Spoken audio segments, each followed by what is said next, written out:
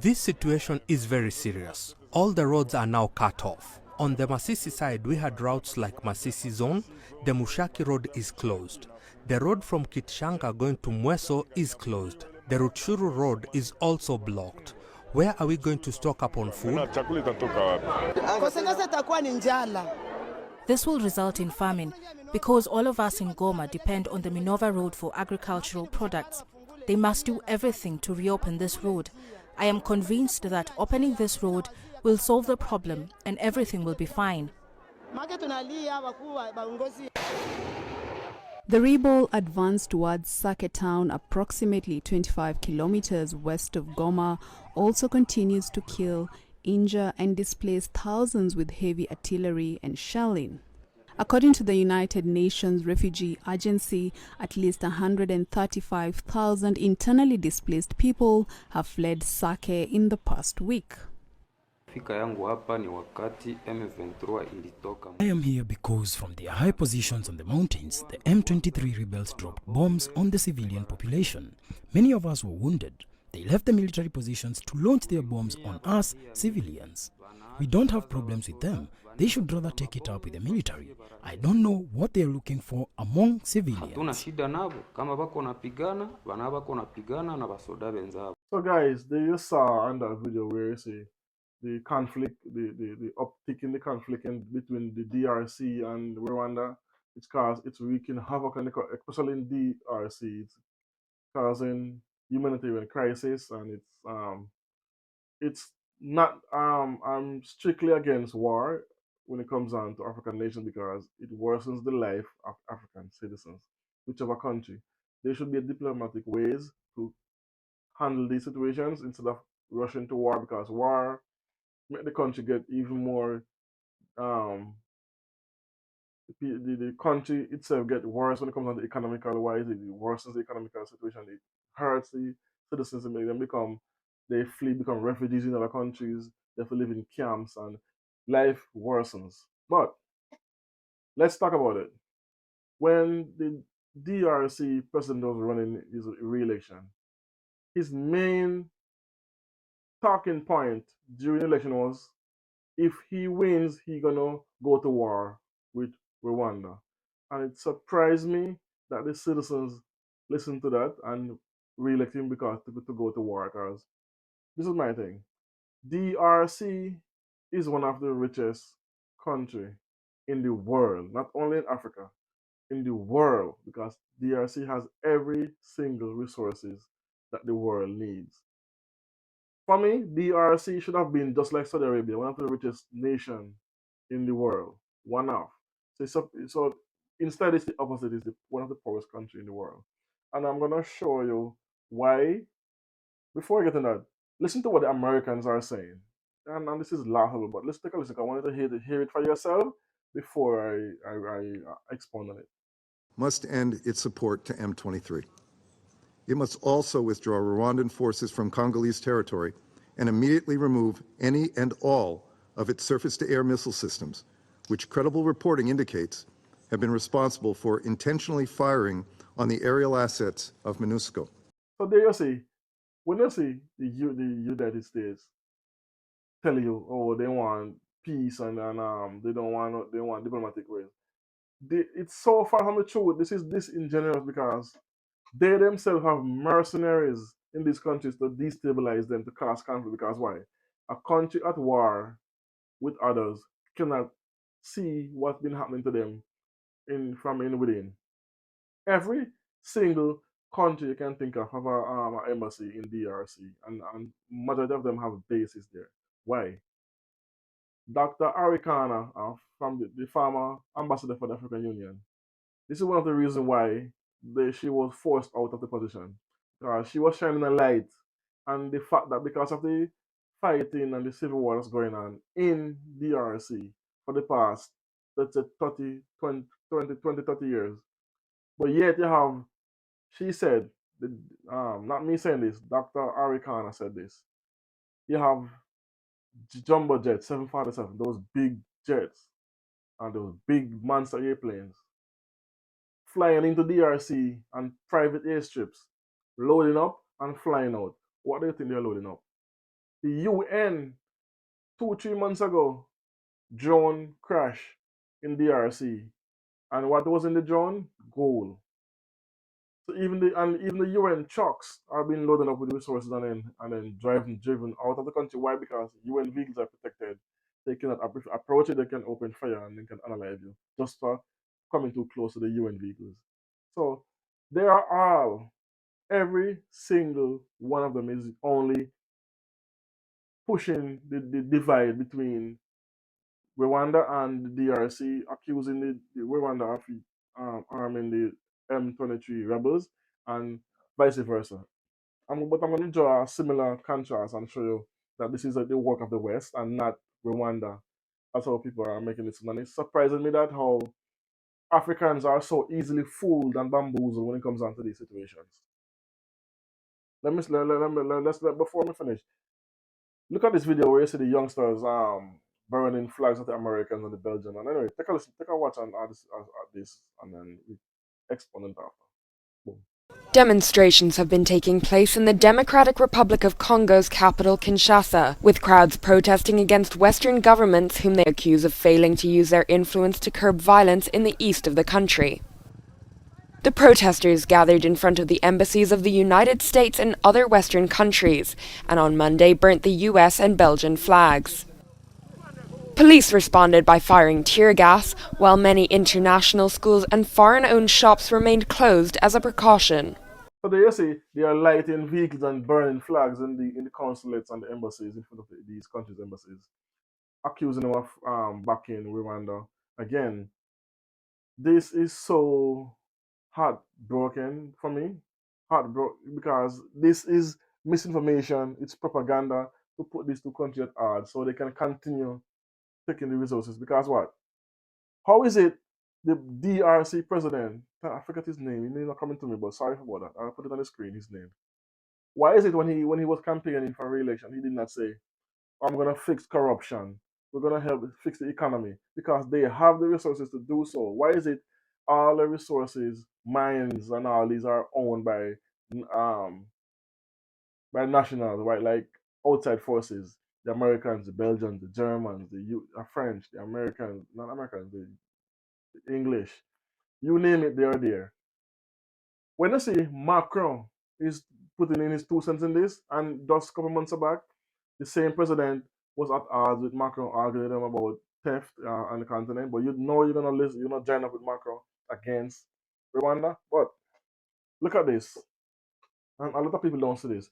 Remember Libya with Gaddafi, President Gaddafi. Just I'm gonna show you the conscience and what they are aiming at. Libya was one of the most progressive country in the world. They had free education. They had you can go as far as I go from basic school to university. It was free in Libya when Gaddafi was in power. Free electricity, like not free. There was I think the citizens was paying like 10 to 15% of their electricity because it was covered by the government. Free healthcare for every single citizen.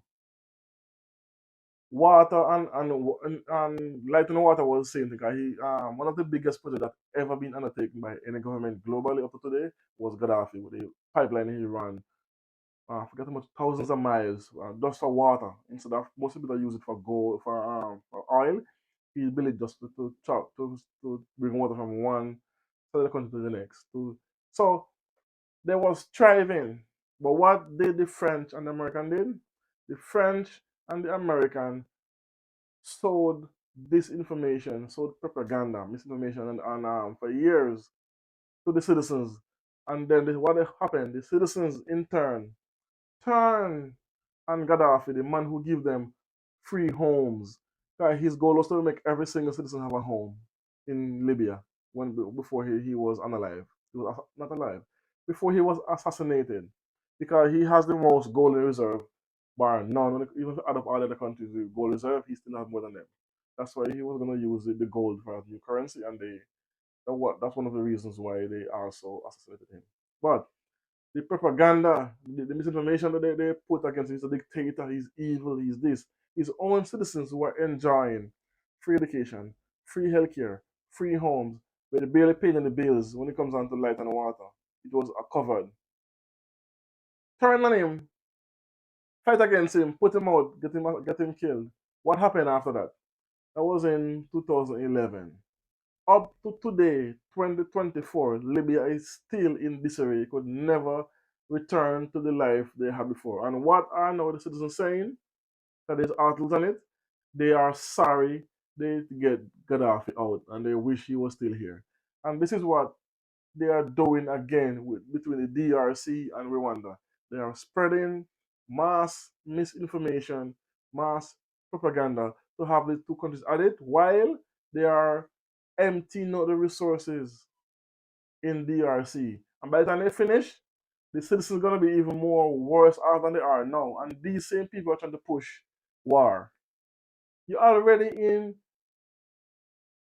despair and you're gonna push for war. Do you know what wars bring? Death, thousands of death. Um, um, refugee camps where millions of people are displaced. Why are you agreeing with the president to go to war with another African nation? Regardless of what is happening, you need to have diplomacy. And this is where the African Union should step in, but we don't have African Union because I don't know why they are what they're doing. All Africans should come together and each country must send army to the DRC to protect them to fight against the M33. That would be so easy. You have 50, I think you have like 49 countries in the African Union because I know they kick out Burkina Faso, Niger, Mali, Chad, Guinea, Morocco, I think. So you have around 7 countries not in the African Union, but out of the 54, you still have at least 48 or 47. If every country and the African Union send 1,000 troops to the DRC, you think they would not get that figured out long time ago? And while they're doing that, kick out all the Western interests, every last one of them. Close the embassy, close the consulate, kick them out, and send in troops from every single African nation at least at least 1,000. That will solve so quickly. But no, they are listening to the misinformation, painting President Kagame as this evil genius. And this is only because they're pushing and instigating war with um, mercenaries involved in this. So don't make the same thing happen twice. We cannot have, and I think this is for our generation now, because the younger generation might not know of what happened in Libya. But it's the same playbook. Demonize the the president.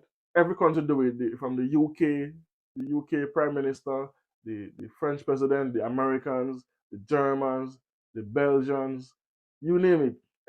Every one of them is saying yes. Paul Kagame is arming and aiding the M23 rebels. What do you think the world gonna believe if they say it over and over and over again for years? While they are every single one of these countries is in DRC, reaping the resources left, right, and center, and having the puppet president campaigning and war to fight the next African nation instead of worrying about the highly the all the what the word I'm looking for, the corruption. It's DRC is reaped with corruption. Fix that. Fix the economy, give people jobs, make sure you get back control of your resources, and then grow the country. Because again, DRC should have been just like Saudi Arabia, one of the richest country in the world, one of the place to be, instead of be one of the poorest. And this is, and I'm gonna say it again: stop having these people using the same playbook that they did in Libya. They're gonna using the same thing in DRC and Rwanda. And mark my word, if this continue, we're gonna have the same outcome when DRC gonna become even more destabilized, and they will never catch themselves for the next 100 years. Libya is in that predicament right now. The said people who helped get rid of Gaddafi are now crying and realize that they was used and bamboozled by the West to get him out to take the resources. And now what? They are crying for him because no more free education, no more free school, no more um, water, light, and all that.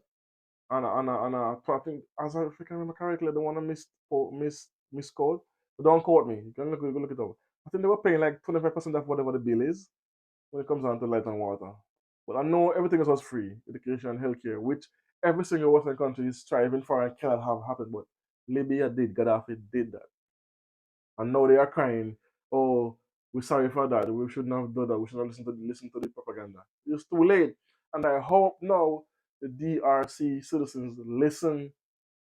Right, they won't see this video, but I hope that someone can see it and send it to them, or someone come to the recollection of what happened in Libya and say, no, we cannot go down this road. This is way where the West gonna win and get even a stronger foothold in the continent.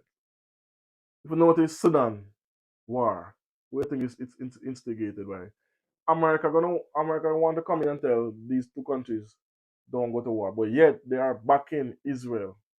Israel who is committing actual genocide, real genocide in Gaza, but yet they are coming talking about um DRC and Rwanda while you are backing Israel and you are backing Ukraine. You cannot come on and tell these African countries about diplomacy when you don't deal nothing with diplomacy. I'm just getting angry by just thinking about it. Anyway, I don't want to go any further much in this because you're gonna get me upset. Anyway, let me know what you think about this in the comment section as always.